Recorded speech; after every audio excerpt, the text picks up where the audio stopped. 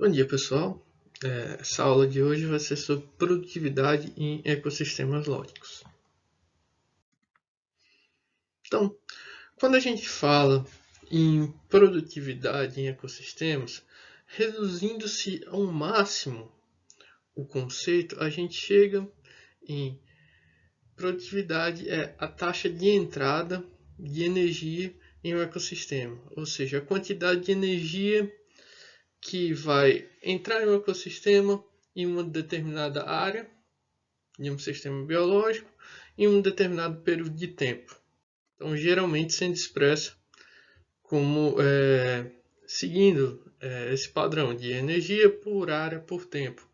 Como, por exemplo, quando a gente vai falar da produtividade de um campo, a gente vai falar de joules por metro quadrado por ano, por exemplo. Então, e quando a gente fala de produtividade, geralmente vamos estar falando das taxas de produção primária. Por quê? Geralmente esse processo, seja a fotossíntese, sejam outros processos como a quimiossíntese, de transformação de energia de uma forma abiótica para energia química que vai estar armazenada na forma de biomassa, costuma-se ser a forma principal com que a energia ela vai entrar nos sistemas biológicos, nos ecossistemas. Só que, quando nós falamos de ecossistemas lógicos, eles apresentam uma série de diferenças, derivada de algumas características. A primeira é que esses ecossistemas, os rios, riachos e afins, eles vão ter uma relação íntima, uma relação muito próxima com os ecossistemas terrestres próximos. Então, tudo que acontece nos ecossistemas terrestres, no que nós chamamos de área de drenagem, ou seja, a área pela qual a água vai escorrer até o canal principal de um rio, e vai afetar diretamente os processos biológicos desse ecossistema lógico. E uma outra característica muito importante quando a gente fala da produtividade nesse tipo de ecossistema é que a produção primária nesses ecossistemas ela vai ser geralmente limitada por uma combinação tanto da falta de nutrientes, falta da disponibilidade de certos macronutrientes, como por exemplo o nitrogênio e o fósforo, como também muitas vezes a presença da vegetação terrestre nas matas ciliares vai diminuir muito a quantidade de energia radiante incidente nesses ecossistemas aquáticos. Então, vai limitar bastante a capacidade de produção primária nesse tipo de ecossistema. Então, tendo em vista essas características, foram feitas algumas ao longo das décadas, teorias ecológicas explicando como então a energia ela vai entrar nesses ecossistemas, como vai ser a produtividade em ecossistemas lógicos. E aqui falando da primeira teoria, o conceito do rio contínuo, publicado em 1980 por Van Noort e colaboradores. Então, essa teoria ela foi a teoria que apresentou o conceito da dimensão longitudinal, ou seja, do rio como um contínuo de condições ecológicas partindo das nascentes até a foz. E essa variação de condições ecológicas vai ser o principal fator determinante para os processos ecológicos nesse ecossistema lógico. Então, a produtividade, a entrada de energia nesse tipo de ecossistema vai depender da sua relação com os ecossistemas terrestres adjacentes. E também o lugar ao longo do contínuo fluvial do ponto que se está observando. como eu falei anteriormente. Então, para explicar aqui essa relação, nós temos esse modelinho aqui do que seria um rio, como descrito na teoria do rio contínuo.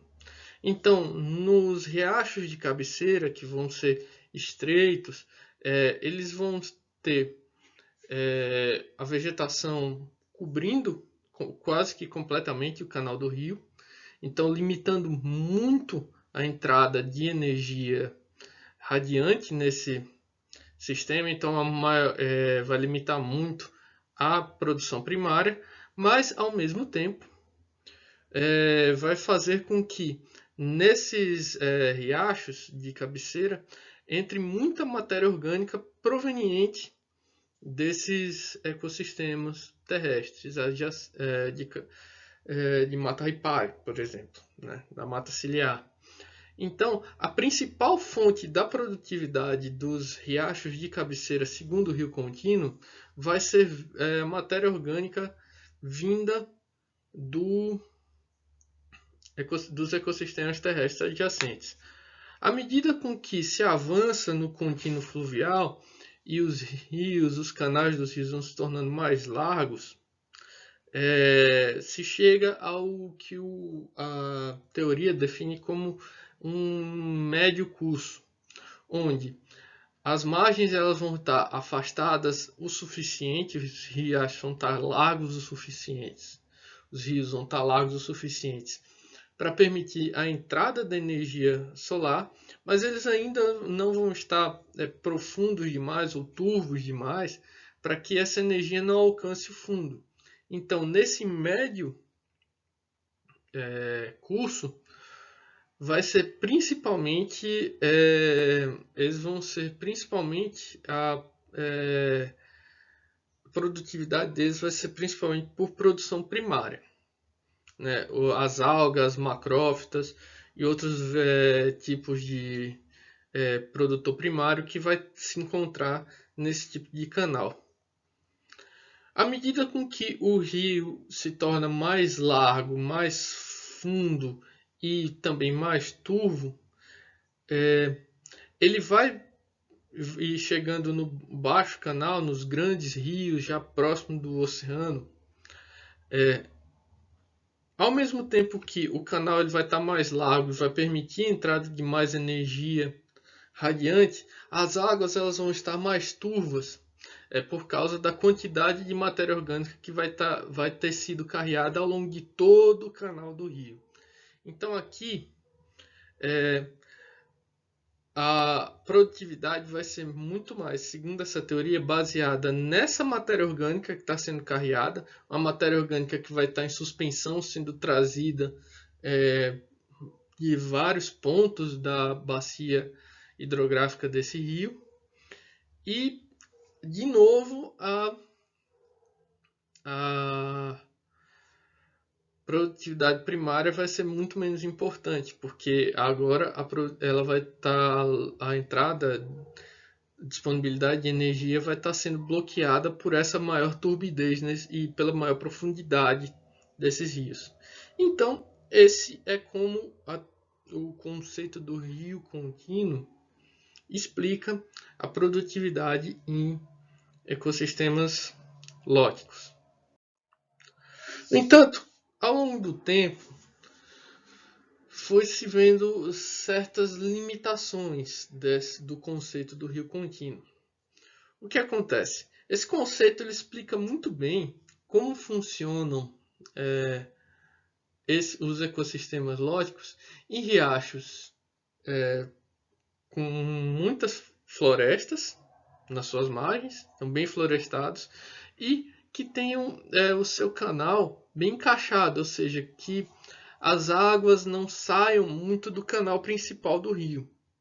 O que, principalmente quando a gente fala de grandes rios, grandes sistemas pluviais, não acontece com muita frequência. A maior parte dos grandes rios eles têm são ligados a grandes áreas alagadas.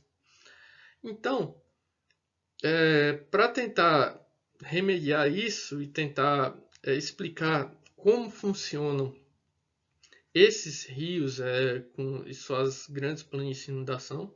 Em 1989, Jung e colaboradores publicaram o conceito do pulso de inundação. Então, o que diz esse conceito? Ele diz que o rio contínuo ele explica bem como vai funcionar os processos de entrada de energia nos riachos de cabeceira e no médio curso. No entanto, em grandes riachos com suas planícies de inundação, ao invés deles terem a dependência da matéria orgânica que vai sendo carreada na coluna d'água vinda das cabeceiras, eles vão ser, na verdade, dependentes da produtividade nas planícies de inundação que vão ser trazidas para dentro do canal principal. Essa matéria orgânica produzida na planície de inundação vai ser trazida com os ciclos de seca e chuva nesses grandes rios. Então, aqui um modelinho de como seria, né? As zonas de cabeceira e do canal médio tendo uma explicação bastante semelhante, né? Seguindo basicamente o mesmo modelo do rio contínuo, mas no baixo rio, ao invés de ser áreas com um riacho encaixado, dependendo dessa matéria orgânica vinda das outras áreas do rio, ela vai ser uma zona com uma planície de inundação, com várias, aqui mostrando várias lagoas de inundação. Então, nessa zona das planícies de inundação é onde vai ser produzida o grosso da energia que vai ser utilizada pelos processos, que vai entrar nessa zona do baixo rio. Então, as planícies de inundação vão produzir à medida com que as águas produzem matéria orgânica e à medida com que as águas elas cheguem nessas áreas e recuem no período de seca, elas vão trazendo consigo essa matéria orgânica que vai servir como combustível para os processos ecológicos, processos biológicos desse ecossistema.